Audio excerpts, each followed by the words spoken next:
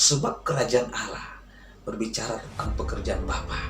Itu adalah bisnisnya Bapa. Selamatkan jiwa sebanyak mungkin. Berharap tentang kesuksesan, berharap tentang hidup bahagia, berharap tentang bagaimana kita hidup setelah mati. Ikut dalam pekerjaan Tuhan, ikut dalam proyeknya Tuhan. Berbahagialah saudara kalau saudara percaya Yesus sebagai Tuhan dan Juru Selamat. Tetapi percayakah saudara bahwa hidup saudara adalah milik Tuhan, bukan milik kita? Maka dengan itulah saudara akan kuat. Jadi kuat itu kalau kita ikut terlibat dalam pekerjaan Tuhan. Kalau kita nggak ikut terlibat dalam pekerjaan Tuhan, kita juga akan lemah.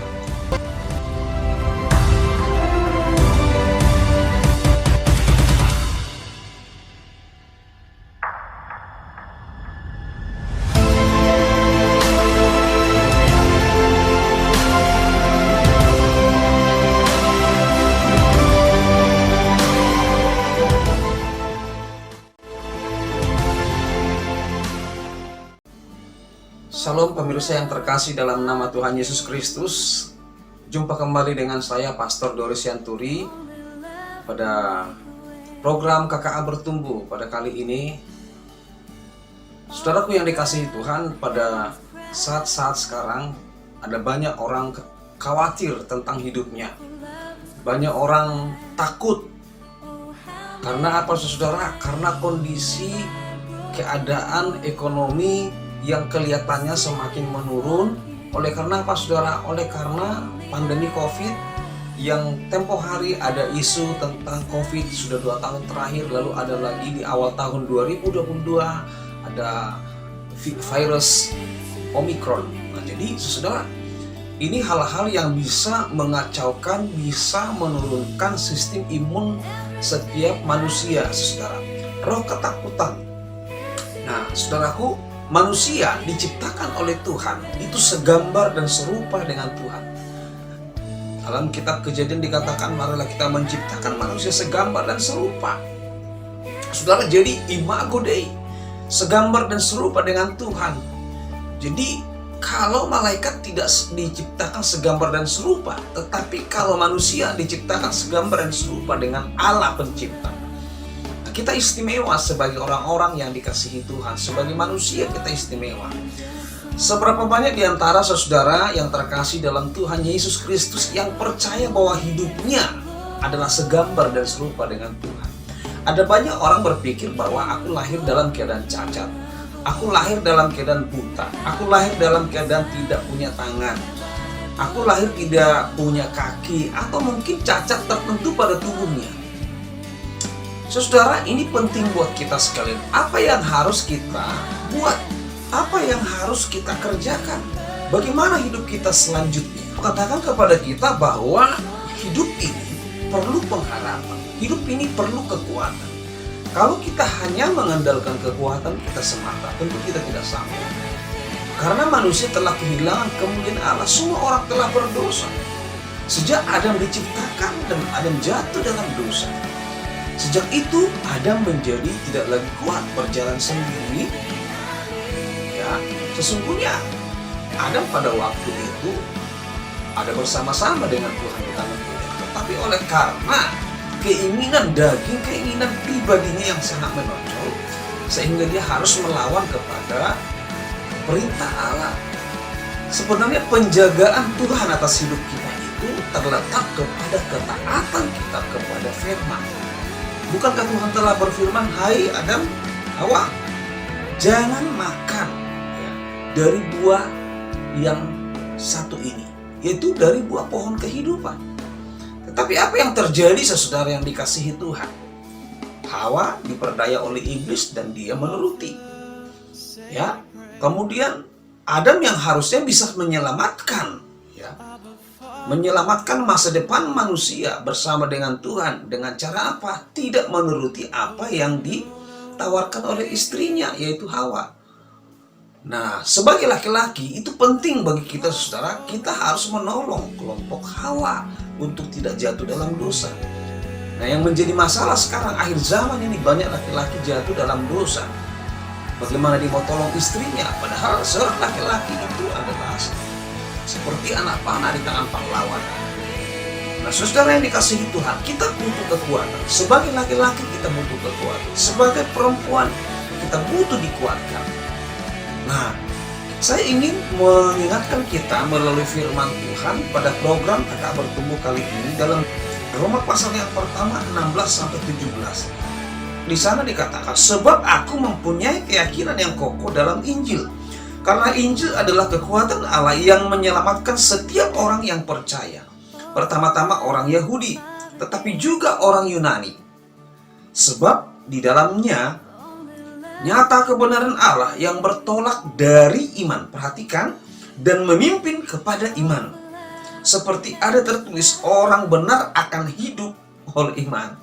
Nah, saudara yang dikasihi Tuhan, bahwa program KKA Bertumbuh menghantar saudara untuk boleh semakin dikuatkan, semakin diberikan bagaimana cara menghadapi hidup yang sulit, saudara. Itu sebabnya jangan pernah tinggalkan program KKA Bertumbuh, karena kita akan terus dikuatkan dengan firman Tuhan, dengan pengajaran-pengajaran yang baik, yang bisa menguatkan saudara menjalani musim-musim sulit seperti sekarang ini, saudara.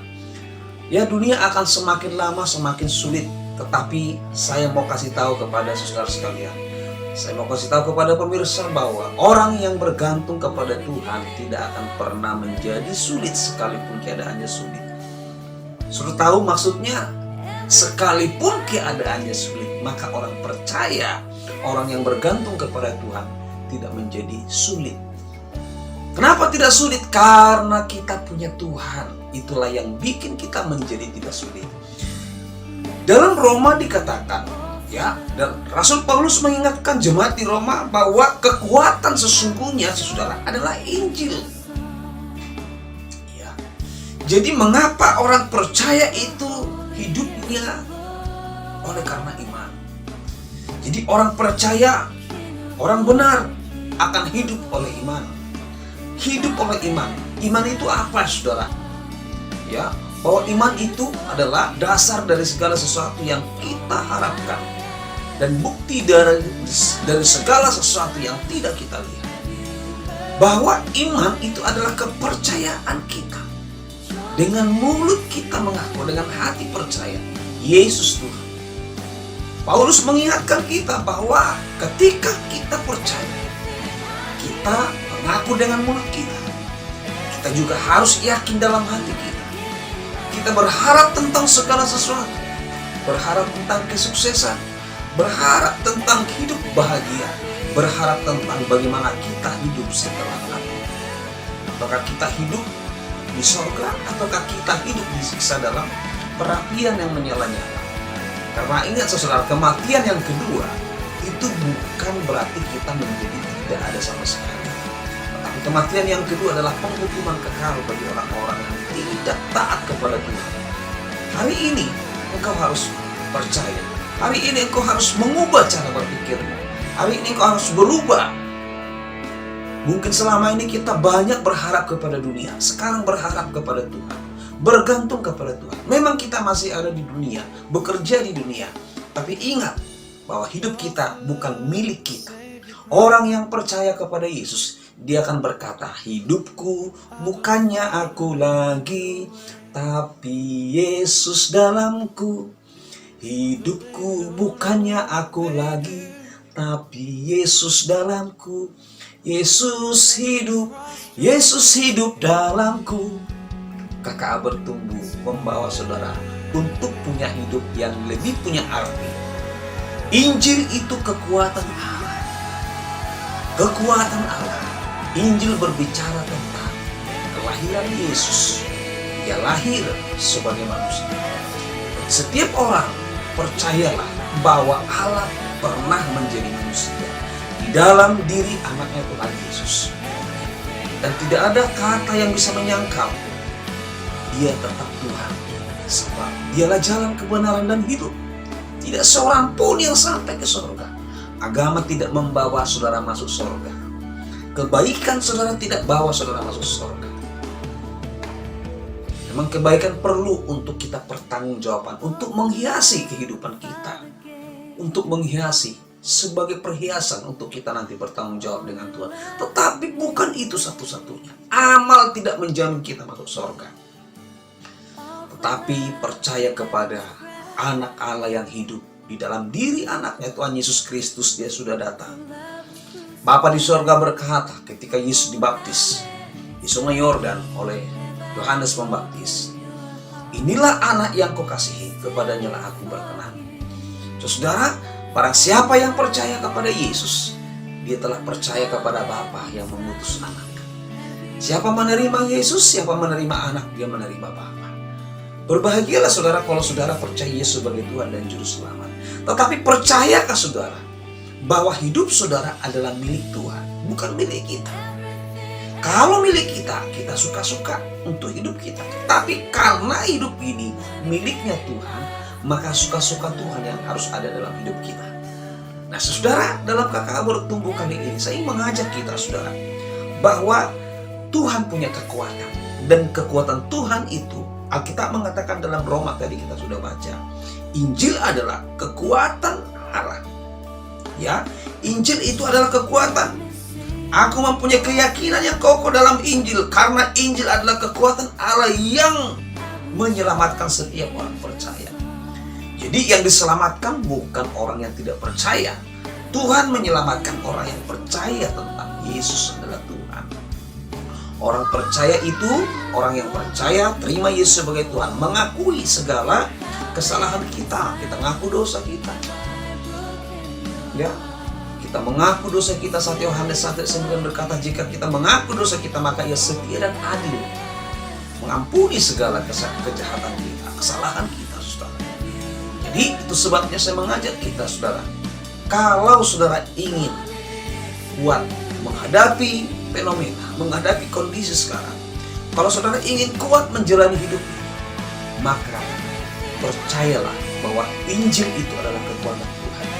Berbicara tentang Injil, saya sudah sebut tadi, Injil itu adalah di mana Yesus datang sebagai manusia. Dia telah mati di kayu salib, tebus dosa-dosa kita. Kita harus melakukan apa yang Yesus telah perbuat. Apa yang Yesus lakukan? Perbuatan baik, menyelamatkan orang lain, peduli kepada orang miskin, peduli kepada orang-orang yang tidak berdaya, peduli kepada janda-janda, orang-orang termarginalkan, orang-orang yang tersingkirkan, yang tidak terpantau, yang kurang perhatian. Saudara, kita peduli. Nah itulah yang membuat kita akan menjadi orang yang berkenan di hadapan Tuhan, karena itu akan menghiasi setiap kehidupan kita. Saudara yang terkasih dalam Tuhan, kalau Injil itu adalah kekuatan Allah, berarti kalau kita sudah percaya Yesus, kita sudah melakukan kehendak Yesus. Bukan orang yang berseru Tuhan, Tuhan yang masuk dalam kerajaan sorga, tetapi mereka yang melakukan kehendak Bapa.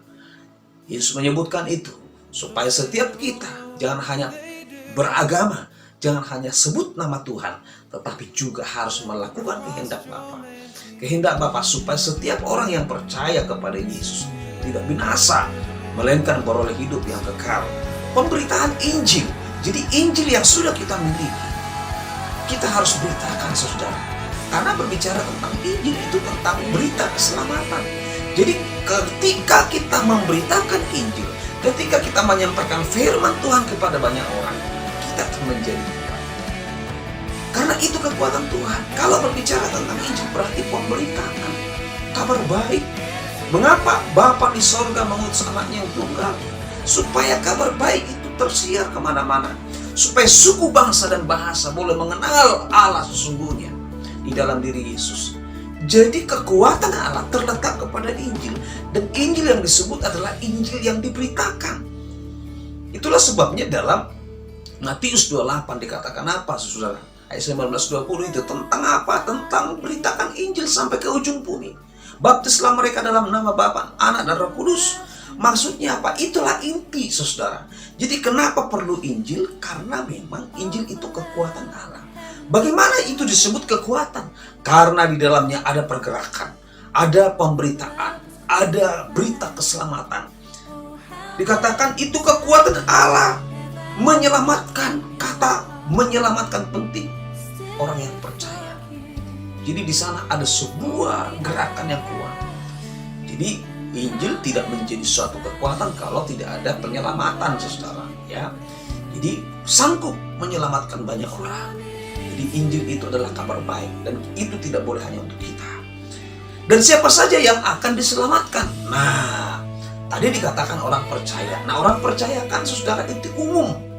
Nah, kan banyak suku bangsa. Dikatakan bahwa pertama-tama orang Yahudi tetapi juga orang Yunani. Yahudi berbicara tentang bahwa Yesus secara manusia lahir sebagai suku Yahudi. Dan waktu itu yang banyak dengar dia adalah kebanyakan Yahudi. Walaupun ada suku-suku lain di Yerusalem pada waktu itu. Tetapi saya mau katakan kepada kita, ada juga orang Yunani. Karena kita harus tahu sejarah bahwa ya Israel pernah juga dijajah oleh bangsa Yunani. Tentu di sana ada banyak orang-orang, bukan hanya suku Yahudi. Tetapi saudara, saya mau katakan bahwa Tuhan Yesus bukan hanya Tuhan kepada orang Yahudi, tetapi juga Tuhan kepada orang non-Yahudi. Ya, termasuk juga orang Yunani, termasuk juga suku bangsa di mana-mana, termasuk Tionghoa, Batak, Jawa, Dayak, Manado. Saudara, Eropa, Australia, Amerika, Afrika itu adalah bagian daripada mereka yang boleh percaya kepada Yesus dan yang akan diselamatkan oleh Tuhan sendiri. Melalui apa? Pemberitaan Injil. Saudaraku, sebab di dalamnya nyata kebenaran Allah. Ketika orang menyampaikan firman Allah, dia akan menyampaikan kebenaran-kebenaran Tuhan. Di dalam Injil lah kebenaran. Berbicara tentang kebenaran. Apa itu kebenaran? Iya benar bahwa Allah pernah menciptakan manusia segambar dan serupa dengan Allah sendiri. Dan dia telah mengutus anaknya yang tunggal. Itu sebabnya betapa manusia itu berharga di mata Tuhan. Sampai Allah mau menjadi manusia. Saudara-saudara, manusia sangat-sangat disayangi oleh Tuhan. Itu sebabnya jangan engkau terpesona dengan kehidupan dunia. Ingat bahwa Yesus datang kepada engkau untuk selamatkan engkau. Supaya engkau tidak terpesona dengan dunia ini. Engkau boleh ada di dunia sebagai berkat bagi dunia. Tapi ingat pada akhirnya kita akan menuju kepada kekekalan. Pertanyaannya, kemana kita akan pergi? Kekekalan kepada penghukuman atau kekekalan kepada hidup yang dimana Tuhan bersama-sama dengan kita. Saudaraku yang dikasihi Tuhan Yesus Kristus, karena bertolak dari iman kepada iman seperti ada tertulis, orang benar akan hidup oleh karena iman. Iman sesuatu hal yang kita tidak pernah lihat. Apa itu iman? Percaya kepada Tuhan. Kita nggak lihat, tapi Yesus pernah pesan. Yesus pernah pesan kepada Thomas karena dia kurang percaya. Hai Thomas, berbahagialah mereka yang percaya, yang tidak melihat namun percaya. Berbahagialah mereka yang tidak melihat namun percaya. Walaupun saudara tidak melihat Yesus, tapi ketika saudara baca Alkitab, baca firman, saudara minta hikmat dari Tuhan, baca terus dan terus, maka Tuhan yang hidup akan masuk dalam hidupmu, yang akan memberikan kepada kau roh pengertian, roh yang membawa kau kepada kebenaran, kepada pengenalan akan Allah yang sesungguhnya. Tetap setia, ikuti KKA bertumbuh setiap Kamis, minggu kedua dan juga minggu keempat. Saudara yang dikasihi Tuhan, kiranya Tuhan memberkati kita sekalian. Jadilah orang yang kuat di dalam Injil. Bagaimana kita bisa kuat dalam Injil? Kita harus ikut memberitakan firman Allah kepada banyak orang. Kepada siapa? Kepada suku kita, tapi juga kepada suku yang lain. Kepada bangsa kita, baik juga kepada bangsa yang lain. Kepada agama kita, tapi juga kita jangan pernah berhenti juga. Orang lain yang beda agama juga perlu dengar tentang Injil. Jangan paksa orang lain masuk agama kita, tetapi mereka juga perlu mendengar siapa Yesus, saudara ya. Saudara yang dikasihi Tuhan, karena di dalam Injil ada kebenaran yang sanggup selamatkan banyak orang. Maka dengan itulah saudara akan kuat. Kuat itu kalau kita ikut terlibat dalam pekerjaan Tuhan. Kalau kita nggak ikut terlibat dalam pekerjaan Tuhan, kita juga akan lemah. Ikut dalam pekerjaan Tuhan, ikut dalam proyeknya Tuhan, ikut dalam bisnisnya Tuhan. Sebab kerajaan Allah berbicara tentang pekerjaan Bapa. Itulah bisnisnya Bapa. Selamatkan jiwa sebanyak mungkin. Kiranya Tuhan memberkati kita sekalian. Salam KKA bertumbuh. Dari saya Pastor Doris Yanturi. Tuhan Yesus memberkati kita sekalian. Haleluya. Amin.